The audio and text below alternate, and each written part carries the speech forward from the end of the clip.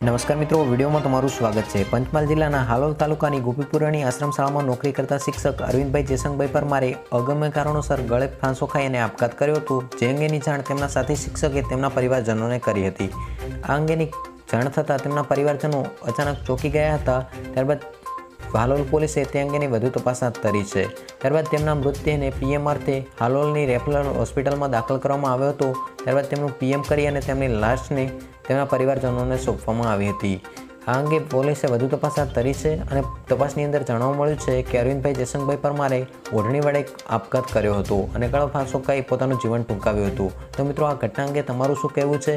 આ ઉપરાંત કયા કારણોસર આપઘાત કર્યો તે અંગે હજુ સુધી તપાસ ચાલુ છે અને તે અંગે હજુ કોઈ માહિતી નથી।